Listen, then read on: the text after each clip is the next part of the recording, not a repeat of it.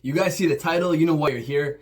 This next story is a true story. It should be used as an example of what are the possibilities when dating, visiting, or traveling around the world. Watch or listen to this while you're driving, cleaning, on the train, at the gym, or just getting things done. Grab yourself a drink or a snack. This is a story you don't want to miss. Stay until the end. This one is a banger. Here it goes.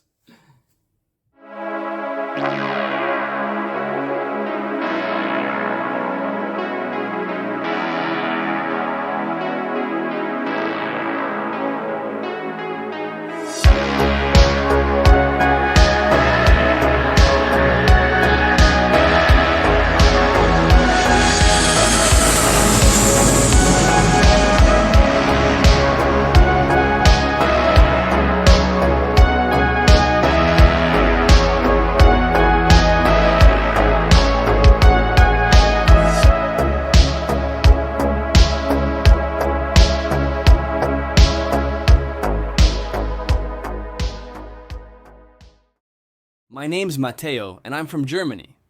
My buddies and I had been discussing a boys' trip to Thailand for quite some time, and we decided on Pattaya for obvious reasons. We all needed to let off some steam. We're all engineers by profession, and let's just say we needed a break.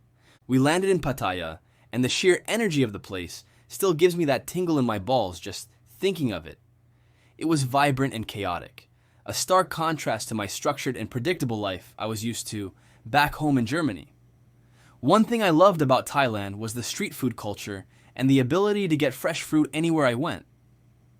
We spent the first day going to Central Pattaya shopping mall, hitting the beach at night, and then walking over to Walking Street, basically doing all the touristy attractions when first arriving here. It was a welcome change of pace, a chance to shed the weight of responsibility for a while. When you're in Thailand, time stands still. You feel that youthful feeling of not giving a fuck about deadlines and asshole colleagues. On the third day, I was in need for a bit of relaxation amidst the whirlwind of drinking and bedroom gymnastics, so I decided to get a massage. I stepped inside, and the cool, calming atmosphere was a welcome contrast to the sweltering heat outside. That's where I met Pim. She was working there, and man, that smile. It was like sunshine in a room. I know it sounds so cliché, like something out of a cheesy romance novel, but it's the only way to describe it. It wasn't just the physical beauty, though she was undeniably attractive. There was an instant connection. We started talking, just small talk at first, where I was from, what I did, the usual getting to know you banter. But there was something about her, an authenticity that drew me in. She was funny, quick-witted, and seemed genuinely interested in what I had to say, unlike my exes back home. It wasn't just polite conversation, it felt like real chemistry. Her English was surprisingly good. Finding someone that speaks English fluently is kind of a hit or miss here, but communication was not a problem. Pim told me about her family back in Isan, her financial struggles, and her ambition to start her own business. I told her about my work, my love for engineering, and my longing for something more than the predictable routine of my life back home. There was an ease to our conversation, a natural flow that felt effortless. The rest of the trip, I found myself thinking about her constantly. We exchanged numbers, and even after I returned to Germany, we kept in touch. Calls, texts, video chats. It was a long-distance thing, but it felt real. We talked about everything, personal stuff, past relationships. It felt like we'd known each other forever. There was a sense of familiarity, a feeling of being understood that I hadn't experienced in a while. And as men, that's all we want. Someone who cares to ask, or at least acts like they give a shit about what we have to say. Something that seems to be gone in the West. After a year of this, we made it official, and against all the advice of my friends and family, I decided to take the plunge. I flew back to Thailand, and we had a traditional Thai wedding. It was a beautiful ceremony, surrounded by her family and friends, and I paid the sinsod. It all felt unreal, like I was in a dream. I was so happy, so in love, so convinced that I had found my soulmate, as cringy as that sounds. Pim had always talked about wanting her own business, something she could call her own. She was ambitious, driven, and I admired that about her. She had a real entrepreneurial spirit, and I wanted to support her, to help her achieve her dreams. So I suggested we open a massage shop. Pattaya seemed like the perfect location, with its constant influx of tourists, a steady stream of potential customers. It seemed like a solid plan, a win-win situation for both of us. I had some savings, about 3 million baht. It was a significant amount for me, a large portion of my life savings. But I believed in Pim, in our relationship, in our future together. We found a suitable location, a decent-sized space in a busy area, and rented it. We bought all the necessary equipment, massage tables, oils, towels, the works. We hired staff, a team of massage therapists and receptionists. It was a big undertaking, a complex project with a lot of moving parts. But we were both excited, full of energy and optimism. We envisioned a thriving business, a place where people could come to relax and rejuvenate, a testament to our partnership and our shared dreams. Initially, things seemed to be going well. Customers were coming in. The staff seemed happy and motivated. We had a grand opening, a small celebration with friends and family, and the atmosphere was buzzing with excitement. But then, the problem started, slowly at first, like small cracks in a foundation, but they gradually widened, becoming more significant and concerning. Staff turnover was incredibly high. People would quit after a few days, sometimes even hours. It was baffling, frustrating, and disruptive. We were constantly having to train new staff, which was time-consuming and expensive. Pim said it was just the way things were in Thailand, that people were always moving on, looking for better opportunities. I tried to understand, to be culturally sensitive, but it was difficult. It felt like we were constantly starting from scratch. Then, there were the complaints. Customers were saying the service was poor, the massages weren't up to standard, the place wasn't clean. It was disheartening to hear these criticisms, and it was damaging to our reputation. I tried to talk to Pim about it, to find solutions, to improve the quality of our service, but she would often brush it off, saying, "Don't worry, Mateo, it will get better." She seemed reluctant to address the issues directly, to confront the problems head-on. And then there was the money. I started noticing that money was disappearing. Not huge amounts at first, but enough to make me wonder, to raise a red flag. Small discrepancies in the accounts, unexplained expenses.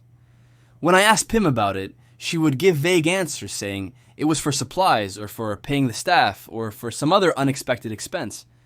There was a lack of transparency, a reluctance to provide detailed explanations, which made me uneasy.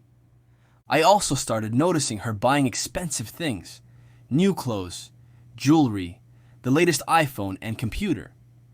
When I asked her about it, she would say it was a gift from a friend, as if that would have made me feel better. She also said that she had saved up for it. I was starting to get suspicious, but I didn't want to believe anything bad. I trusted her, or at least I wanted to believe that I could trust her. I was so invested in our relationship, in our shared future, that I was willing to overlook the warning signs, to rationalize the inconsistencies. I was blinded by love, by the hope that everything would be all right. The business started losing money rapidly. The small discrepancies I had noticed before turned into gaping holes in our finances. My savings, which had dwindled steadily, were now being drained at an alarming rate. I was becoming increasingly worried, the weight of financial stress pressing down on me like a physical burden. I tried to talk to Pim, to find out what was going on, to understand where the money was going, but she was always evasive. She would say, "Don't worry, Mateo, we will figure it out." But her words rang hollow, lacking the conviction they once held. The atmosphere in the shop became tense, strained. The staff, sensing the instability, became even more unreliable. Customers, noticing the decline in service and cleanliness, stopped coming. The once vibrant business was now a shell of its former self, a symbol of our crumbling relationship. And then one day, she was gone, just like that. She left a note, a brief, impersonal message, saying she was leaving, that she couldn't do this anymore. No explanation, no goodbye, no attempt at reconciliation. I was stunned, heartbroken, completely shocked. I couldn't believe it. I felt like the rug had been pulled out from under me. A few days later, the truth emerged. I found out she was seeing someone else, a local guy, someone she had met while we were together, someone she had been secretly seeing for months, that lying, cheating little bleep. The disappearing money, the expensive gifts, the evasiveness. It was all part of a calculated plan, a carefully orchestrated deception. She had been playing me the whole time, using me as a means to an end. It's as if someone had kicked me in the balls. That's how much pain I felt when I found out what she did. I felt like an idiot, like all the other Farang who come here using their D to think for them rather than their brain. I had given her everything, my trust, my savings, and she had thrown it all away without a second thought. I had to close the shop, of course. There was no point in keeping it open. The business was bankrupt, my savings were gone, and my heart was broken. I had lost everything. My wife, my savings, my business, my sense of security. I had to return to Germany, tail between my legs, feeling like a complete failure. Back to my old job, my old life, the life I had tried so hard to escape. It was humiliating, a crushing blow to my pride. I felt like I had been stripped bare, exposed and vulnerable. The dream I had chased, the life I had built, had crumbled into dust. Back in Germany, the transition was shitty to be expected, right? The comfort of my old life now felt strange, cold, and empty. Although I loved my engineering job, now it lost the spark. Work just felt monotonous. It was as if I had PTSD with what happened in Pattaya.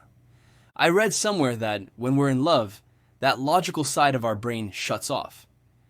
And we only see the warning signs, the red flags, later on, once we're out of that mess. I had ignored the inconsistencies I had rationalized. I was so blinded by love, or what I thought was love, that I had willingly deceived myself. I had trusted her too easily, too completely, without questioning her motives or scrutinizing her actions. I had been naive, foolish, a victim of my own romantic illusions. Pim was cutthroat, a real wolf in sheep's clothing. I had failed to do my due diligence, to understand the cultural nuances, to recognize the potential for exploitation. I was just a farang, a stupid white foreigner in her eyes, easy prey for someone who knew how to play the game. I had been so eager to embrace a new life, a new love, that I had overlooked the fundamental principles of caution and common sense. And the whole saving face thing? That really gets me. It was a bullshit excuse for everything, a way to avoid taking responsibility. "It's about saving face, Mateo," she would say, whenever I questioned her actions or challenged her decisions. But really, it was just about avoiding accountability, about justifying her selfish behavior. It was a convenient cultural shield, a way to deflect criticism and maintain a facade of respectability. I learned a hard lesson, a painful lesson, but a valuable one nonetheless. Don't trust too easily, especially in a foreign country. Don't invest all your savings in a business you don't understand without thorough research and expert advice. And most importantly, don't let love blind you to the truth. Don't ignore the warning signs. Don't rationalize the inconsistencies. Don't let your emotions override your judgment. The experience left me with a few bumps and bruises, but I'm going to get back on the saddle and keep on going with my life. Unlike some of you losers out there, I'm not going to blame and say that all Thai women are like this, or even go as far as to say I would go red pill or MGTOW. I love women too much for me to stay away for too long. We only live once, guys. Can't stay angry forever. I'm back to work and regaining my financial stability. I have a good job, so I'm not too worried about money. But hey, I understand. Other guys in my place would have been crippled. One thing for sure is I've learned to be more skeptical, to question assumptions, to trust my instincts when talking to women in the future. I've learned that love is not blind, or at least it shouldn't be. It should be based on trust, respect, and mutual understanding, not on blind faith and wishful thinking. That, my friends, is for suckers. The onus is on us. Life is about taking responsibility and not blaming others for your stupid mistakes. This is just a reminder for me and for anyone else out there to not follow my steps. Do better, be better. I'm sitting here and I'm pissed off for you.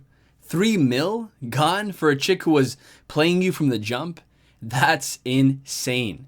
Okay, first off, Pattaya, come on, dude. We've all been there. Or know someone who has, but to jump into a marriage that quick? Bro, you gotta pump the brakes. I get it, she was hot, seems cool, but a year, that's not enough time to really know someone, especially someone from a totally different culture. And the business? What were you thinking? Handing her all of your life savings? That in and of itself was a huge red flag. You gotta have some control, some oversight. You can't just throw money at a problem and expect it to fix itself. And all those excuses, saving face, okay, that's just BS. She was taking you for a ride and you were letting her. Honestly, you got played hard.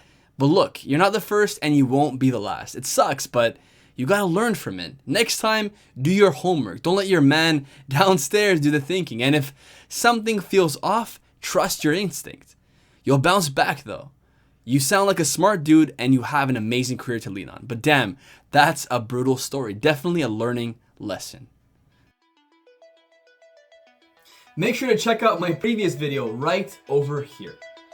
And send over a story of your own that you'd like to be featured in the next video. Subscribe, share, like, and comment. My name's Roberto, and I'll catch you on the next one. Bye for now.